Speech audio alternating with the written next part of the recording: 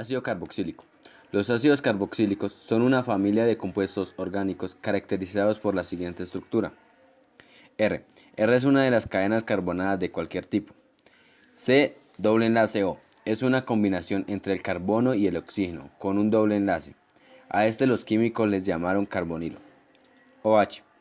OH es una combinación entre oxígeno y un hidrógeno llamado hidroxilo. Cuando un hidroxilo y un carbonilo se encuentran en un mismo carbono, a esto se le conoce con el nombre de carboxilo. Los carboxilos son la estructura básica de un carboxilo. Siempre se encuentran en extremos o esquinas de las moléculas. Como todos los ácidos, estos tienen un sabor amargo y agrio. Producen iones hidrógeno en agua y neutralizan bases. Por ejemplo, el ácido acético se puede encontrar en el vinagre, u otros ácidos como el famoso ácido cítrico también son orgánicos. Ésteres. Los ésteres se derivan de los ácidos carboxílicos, es decir, de alguna manera provienen de ellos, mediante una reacción llamada esterificación. La estructura de los ésteres y los ácidos carboxílicos es muy parecida. La diferencia es que el hidrógeno del grupo hidroxilo es reemplazado por otra cadena carbonada, de cualquier tamaño. La aspirina es un éster y a la vez un ácido carboxílico.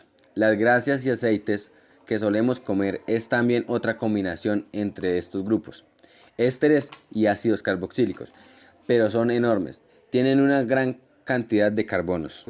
Los sabores y aromas de muchas frutas, incluida el plátano, la naranja y la fresa, se deben a los ésteres. Los ésteres suelen tener olores muy ricos y los sabores igual. Un poco de historia. En la época de 1840, al estudiar un conjunto de fórmulas moleculares, Laurent descubrió en 1846 grandes parecidos entre ellas. Así estableció que el etanol y el éter etílico pueden considerarse derivados del agua, por sustitución de uno o de sus dos hidrógenos por radicales de etil.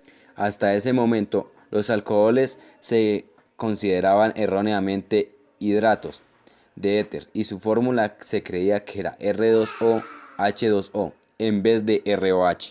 Las moléculas se empiezan a clasificar así por tipos, como por ejemplo las moléculas de tipo agua. Un poco de historia. En la época de 1840, al estudiar un conjunto de fórmulas moleculares, Laurent descubrió en 1846 grandes parecidos entre ellas. Así estableció que el etanol y el éter etílico pueden considerarse derivados del agua, por sustitución de uno o de sus dos hidrógenos por radicales de etil. Hasta ese momento, los alcoholes se consideraban erróneamente hidratos de éter y su fórmula se creía que era R2O H2O en vez de ROH. Las moléculas se empiezan a clasificar así por tipos, como por ejemplo las moléculas de tipo agua. Un poco de historia. En la época de 1840, al estudiar un conjunto de fórmulas moleculares, Laurent descubrió en 1846 grandes parecidos entre ellas. Así estableció que el etanol y el éter etílico pueden considerarse derivados del agua, por sustitución de uno o de sus dos hidrógenos por radicales de etil. Hasta ese momento, los alcoholes se consideraban erróneamente hidratos de éter y su fórmula se creía que era R2O H2O en vez de ROH.